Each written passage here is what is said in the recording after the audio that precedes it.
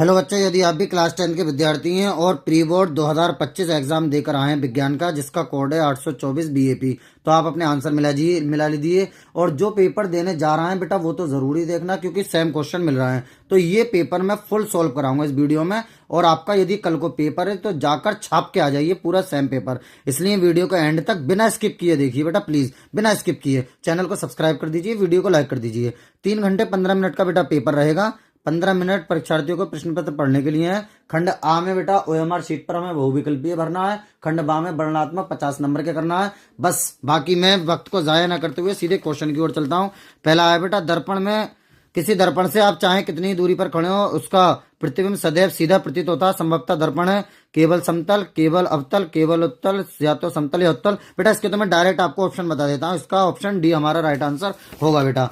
Next है बच्चों, मानव नेत्र अभिनेत्र लेंस की फोकस दूरी को समायोजित करके दूरियों पर रखे वस्तुओं को फोकसित कर सकता है। ऐसा हो पाने वाला क्या कहलाता है बेटा? समंजन क्षमता बी वाला होगा बेटा। इसके तो मैं ऑप्शन जल्दी जल्दी बता देता हूं आपको, फिर हम उसमें चलेंगे बड़े क्वेश्चनों में। बेटा तीसरा क्या है बच्चों? तीसरा है हमारा, प्रतिरोध आर के किसी टुकड़े को पार्श्वक्रम में समायोजित कर लेते हैं तो आर अपॉन आर डैश का मान बेटा कितना होगा? आर अपॉन आर डैश का मान बच्चों इसमें 25 निकल कर आता है, डी वाला।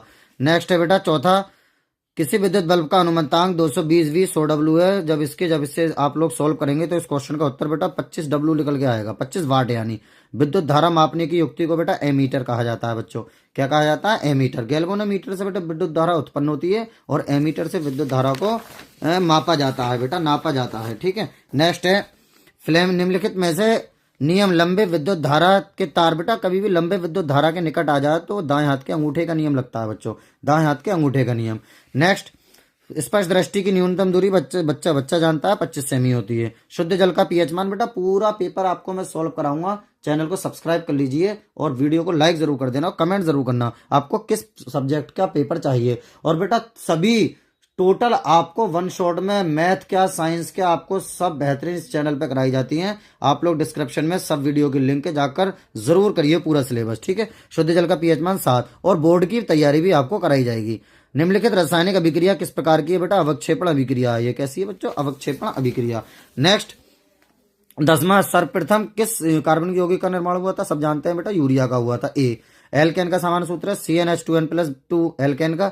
CnH2n ये बेटा एल्कीन का होता है बच्चों, एल्कीन।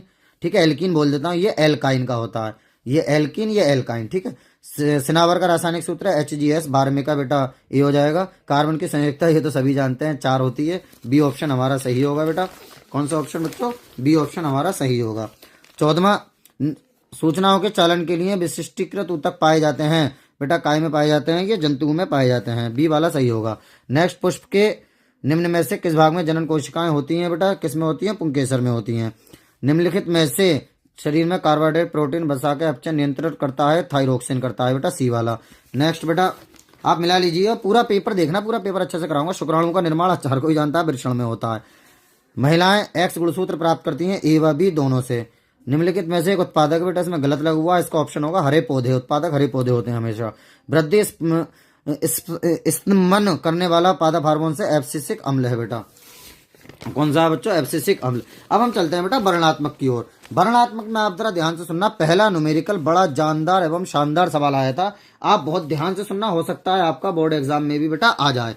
क्या है? एक कार के हेडलाइट में अवतल परावर्तक लगाए दीप्त के तंतु की लंबाई 4 मिलीमीटर है बेटा। लंबाई जो होती है वो ओ का मान होता है। दीप्त तंतु की लंबाई होती है ओ का मान, तो ओ बराबर है बच्चों 4 मिलीमीटर। 4 मिलीमीटर को mm लिख देते हैं बेटा। ये सेमी है, ये मीटर है। देखो इसे एक ही राशि में बदलना पड़ेगा, तो हम इसे बेटा mm को सेमी में जब बदलेंगे तो बच्चों 10 से हम क्या कर देंगे? भाग कर देंगे, तो 4/10 सेमी हो जाएगा ये। ठीक है। तो अब ये 1 0 है बेटा, एक के बाद पॉइंट लग जाएगा, यानी ओ का मान आ जाएगा बच्चों 0.4 सेमी। ठीक है। उसके बाद तंतु का प्रतिबिंब 40 सेमी बड़ा। ये प्रतिबिंब की लंबाई बेटा आई को कहा जाता है। आई बराबर कितना है बच्चों? 40 सेमी है आई बराबर। परावर्तक से 5 मीटर की दूरी पर प्रतिबिंब परावर्तक से 5 मीटर की दूरी, यानी वी का मान -5 मीटर बेटा। माइनस का इसलिए क्योंकि अवतल है। वी बराबर ओ और आई तो प्लस के रहते हैं। वी बराबर कितना है बेटा? वी बराबर बच्चों है ये कितना? 5 -500 मीटर हो जाए, 500 सेमी हो जाएगा ये। क्योंकि 1 मीटर में 100 सेमी होते हैं, तो 500 सेमी हो जाएगा बेटा काय का मान, ये v का मान 500 सेमी हो जाएगा। दूरी पर बनाने के लिए कितनी फोकस दूरी का परावर्तक लगाना होगा, कितनी फोकस दूरी का बेटा, इसका मतलब हमें f का मान बच्चों ज्ञात करना है बेटा, काय का मान ज्ञात करना है बच्चों, f का मान हमें ज्ञात करना है। ठीक है। अच्छा, ऐसे में v का मान बेटा प्लस का होगा या माइनस का, तो आप ये देखिए कि अवतल परावर्तक है और हेडलाइट लगी हुई है, तो बेटा उसमें आभासी प्रतिबिंब बनता है, हम जानते हैं तंतु का प्रतिबिंब कितनी फोकस दूरी का, एक कार की हेडलाइट। हाँ बेटा, ये v का मान प्लस का होगा क्योंकि आभासी बनता है, और आभासी दर्पण की अंदर की तरफ बनता है, दूसरी ओर इस साइड में, तो बेटा ये प्लस का होगा v का मान। ठीक है बच्चों। उसके बाद फोकस दूरी हमें f का मान ज्ञात करना है, और दूसरे पोर्शन में बेटा m का मान भी हमें ज्ञात करना है, m का मान भी बच्चों ज्ञात करना है। तो सबसे पहले हम u का मान ज्ञात कर लेते हैं। कौन से सूत्र से बेटा, सूत्र होता है हमारा I/O बराबर माइनस के v/u।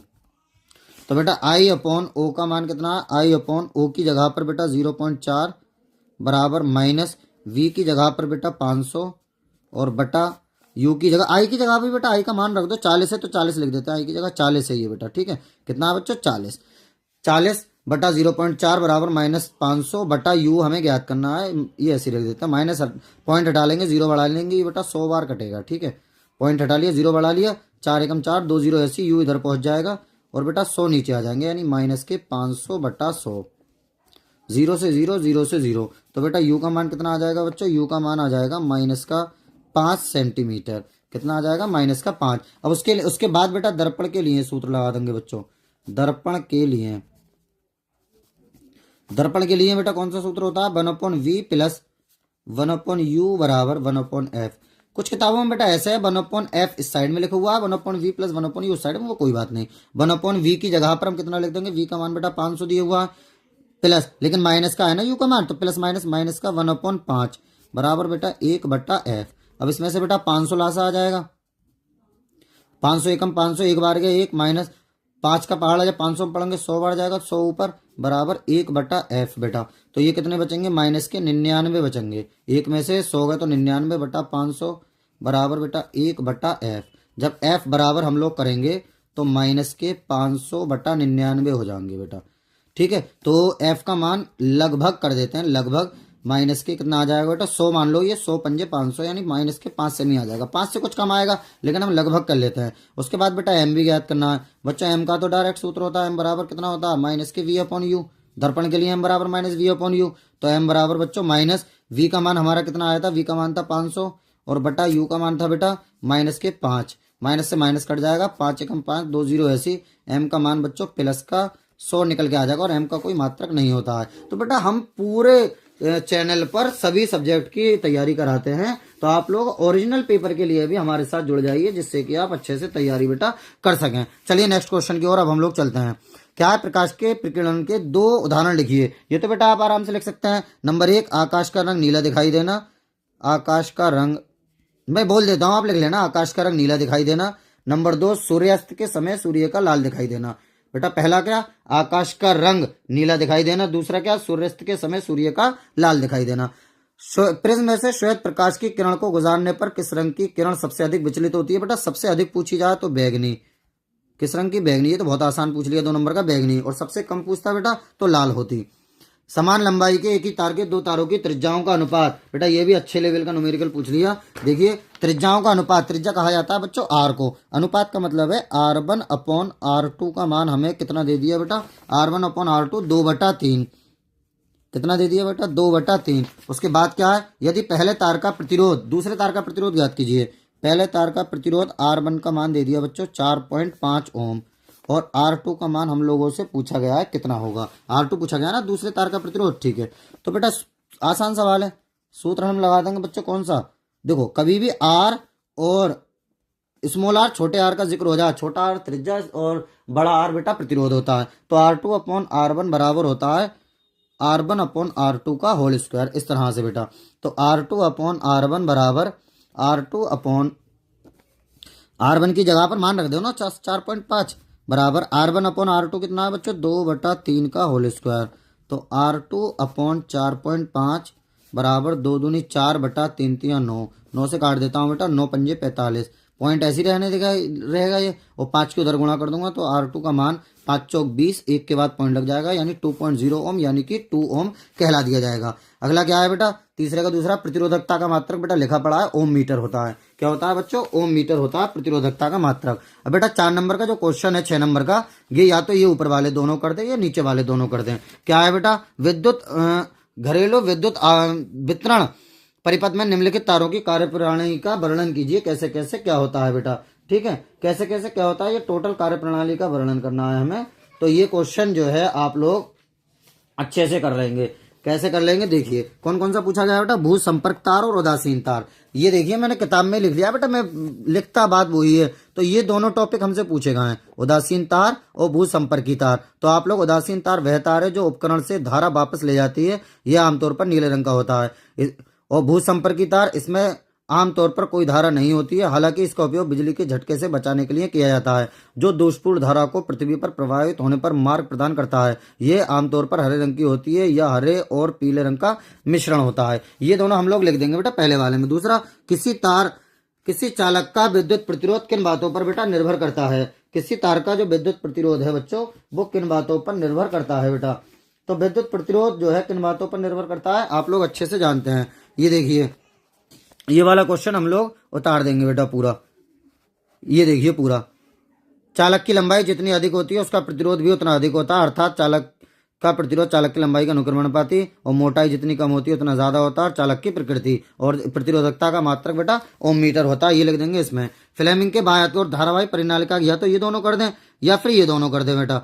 धारावाही परिनालिका के कारण उत्पन्न चुंबकीय क्षेत्र का चित्र बनाना है खाली इसमें, तो चित्र हम लोग बना लेंगे आराम से। और फ्लेमिंग के बाएं हाथ का और फ्लेमिंग के दाएं हाथ का नियम हमें इसमें लिखना है क्या है। तो बेटा ऊपर वाले आप दोनों कर देना, मैंने आपको बता दिया, आसान है बिल्कुल। अब केमिस्ट्री पर चलते हैं बेटा। पहले आया यूपीएससी, तो यूपीएससी में ये बेटा CHO होता है एल्डिहाइड समूह, CHO होता है एल्डिहाइड समूह, इसका सूत्र होता है एल्केनल। कितने हैं बेटा, 3, ये एक, ये 4 पे होता है ब्यूट, तो इसका नाम हो जाएगा बच्चों ब्यूटेनल। इंग्लिश में ही लिख देना, इंग्लिश में ही लिख देते हैं तो ज्यादा बेहतर रहता है, ब्यूटेनल। इसमें बेटा 1, 2, 3 कार्बन कीटोनी समूह है, 3 पे होता है प्रोप, और इसका सूत्र होता है एल्केनोन, यानी प्रोपेनोन हो जाएगा बेटा। इसका क्या हो जाएगा बच्चों, प्रोपेनोन, ठीक है। इसमें 1, 2, 3, 4, 5, 6 कार्बन है, 6 कार्बन पे हेक्स होता है, OH है, तो एल्कोक्सी समूह हो गया, यानी कि एल्केनोल। इसका मतलब हो जाएगा बेटा ये हेक्सेनोन, हेक्सेनोल, हेक्सेनोल ए है बेटा ये हेक्सेनोल। इसमें बेटा 4 कार्बन है और ट्रिपल बॉन्ड है, ट्रिपल बॉन्ड पे आयन होता है, 4 कार्बन पे ब्यूट होता है, इसका मतलब ब्यूटाइन, ब्यूटाइन कौन से नंबर पे है बेटा, ये 1, 2 दूसरे नंबर पर हो जाएगा, तो 2 ब्यूटाइन 2। इस तरह से ये हम लोग कर लेंगे। नेक्स्ट क्वेश्चन बेटा क्या है, नेक्स्ट क्वेश्चन है बच्चों, निम्नलिखित रासायनिक समीकरण में ऑक्सीकारक तथा अपचायक पदार्थ को जो है आप लोग समझाइए। ऑक्सीकारक और अपचायक पदार्थ को बेटा समझाना है। ऑक्सीकारक और अपचायक पदार्थ को इसमें कौन कौन से हैं कारण देते हुए बताइए। तो बेटा इसका क्वेश्चन देखो ये रहा, मैं आपको दिखा देता हूं। ये हैगा बेटा, यह इस अभिक्रिया में कॉपर CO ऑक्सीकारक पदार्थ है, क्योंकि ये इलेक्ट्रॉन ग्रहण करता है। बेटा जो इलेक्ट्रॉन ग्रहण करता है वो ऑक्सीकारक होता है, इसने इलेक्ट्रॉन लिए तभी तो इस पर पॉजिटिव चार्ज आया, तो 2 इलेक्ट्रॉन इसमें निकलेंगे तब CO ठोस बन जाएगा। और Zn क्या है बेटा, Zn अपचायक है, क्योंकि इसने इलेक्ट्रॉन प्रदान करे। तो ये पूरा हम उत्तर इसमें लिख देंगे। नेक्स्ट है बेटा संक्षारण वाला, तो संक्षारण का आप लोग यहां से लेके यहां तक लिख देंगे, ठीक है। आसपास की अम्ल आर्द्रता आदि के संपर्क में आती है तब यह संचारित होती है, इस प्रक्रिया को संचारण कहते हैं। चांदी के ऊपर काली परत व तांबे के ऊपर हरी परत चढ़ना संचारण के प्रमुख उदाहरण है। ये बेटा कौन सा वाला है, ये है हमारा, ये संचारण के 2 उदाहरण देते हुए समझाइए ये वाला। उसके बाद बेटा समीकरणें आती हैं बच्चों। समीकरण में यही कर देता हूं, मरकरी ऑक्साइड, मरकरी ऑक्साइड का सूत्र होता है बच्चों HgO, फिर एरो लगा हुआ है, एरो लगा देंगे कोई दिक्कत नहीं है। ऊपर ऊष्मा है बेटा, ऊपर हम लोग ऊष्मा लिख देंगे जैसे लिखा हुआ है। अब बेटा मरकरी, मरकरी Hg, बच्चा कौन बेटा, मरकरी, यहाँ पर O बच्चा, O हम इधर लिख देंगे। लेकिन कभी भी कोई भी गैस अकेली नहीं जाती, इसका अणु जाता है, इसलिए यहाँ 2 लगाएंगे। जब यहाँ 2 लगाएंगे बेटा तो यहाँ 2 लग जाएगा, संतुलित करने के लिए यहाँ भी 2 लग जाएगा। पहली हो गई। दूसरी क्या है बेटा, दूसरी है iron oxide, iron oxide. Iron का सूत्र क्या होता है बेटा, Fe2O3, ये होता है आयरन ऑक्साइड का सूत्र, प्लस 2Al, एरो बेटा कितना हो जाएगा, Al2O3, Al2O3 प्लस बेटा कितना होगा 2Fe, ये Fe2Al2O3 ये दोनों बेटा साथ चला गया, और Fe2 ये अलग को चला गया, ठीक है। जिंक कार्बोनेट, जिंक ऑक्साइड बेटा यहाँ कर देता हूं। जिंक कार्बोनेट का सूत्र होता है बेटा ZnCO3, arrow zinc oxide ZnO, plus, ये तो बहुत आसान है बेटा, ZnO यहाँ CO2 बचा, CO2 अलग को भाग जाएगा, ठीक है। कॉपर सल्फाइड बच्चों, कॉपर सल्फाइड का सूत्र होता है, ये तीसरी वाली हो गई, ये चौथी वाली हो रही है आपके सामने, ठीक है। ये पहली वाली है बेटा, और ये है हमारी दूसरी वाली, पहली दूसरी तीसरी चौथी। क्या है बेटा, कॉपर सल्फाइड, कॉपर सल्फाइड का मतलब होता है Cu2S प्लस। फिर क्या है बेटा, क्यूप्रस ऑक्साइड, क्यूप्रस ऑक्साइड का सूत्र होता है बच्चों Cu2O, ठीक है। तो इसका Cu अलग चला जाएगा और SA2 अलग चला जाएगा, इससे संतुलित कर लिया जाएगा बस। Cu यहाँ पर बेटा 4 बार है, संतुलित करने के लिए यहाँ 2 लगाएंगे, 2 दूनी 4 और 2 6 बार हो गया, तो 6 यहाँ लिख देंगे बस, ये संतुलित हो गई। इस तरह से हमने रासायनिक अभिक्रियाएं, या फिर ये तीनों पे टिप्पणी लिख दें, या तो ये चारों रासायनिक अभिक्रियाएं आप लोग कर लेना, या तीनों पे टिप्पणी। अब उसके बाद बेटा, उसके बाद हम चलते हैं बायो वाले पोर्शन पे। विभिन्न प्रकार की गर्भ निरोधक गोलियों विधियों का संक्षेप में वर्णन कीजिए। बेटा गर्भ निरोधक विधियों का हमें क्या करना है बच्चों, संक्षेप में वर्णन करना है। गर्भ निरोधक विधियों का बेटा संक्षेप में वर्णन करना है। मैं आपको अभी दिखा देता हूँ कि इस गर्भ निरोधक कहाँ पर लिखा हुआ है बेटा, 1 मिनट रुकिए बस, मैं अभी आपको दिखा देता हूँ। इतनी देर में मैं लिखता, मैंने सोचा इसमें से ही आपको बता दूंगा बेहतरीन तरीके से, और आपका पेपर भी सही हो जाएगा। तो बेटा आप लोग ध्यान से जरा हमारे चैनल को सब्सक्राइब कर लेना, और जो है वीडियो को लाइक कर देना। ये इन 4 में से बेटा कोई सी भी 2 आपको लिख दे होंगे, यांत्रिक अवरोध, हार्मोन संतुलन में परिवर्तन करके, IUD, शल्प क्रियात्मक विधियां।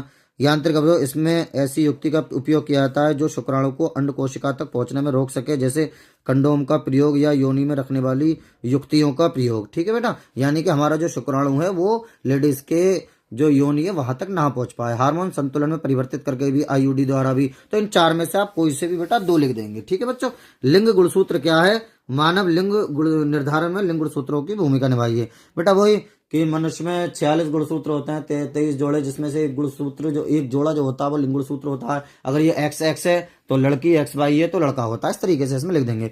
पोषी स्तर, साइटोकाइनिन पर टिप्पणी लिखना है बेटा, इन दोनों में से एक हमें 6 नंबर में कर देना होगा। तो बेटा वीडियो कैसी लगी, चैनल को लाइक कर दीजिए, चैनल को सब्सक्राइब कर लीजिए, वीडियो को लाइक कर दीजिए, और सभी वीडियो आप लोगों को 1 शॉट में इस वीडियो के डिस्क्रिप्शन में मिल जाएंगी, इसलिए चैनल से बने रहिए।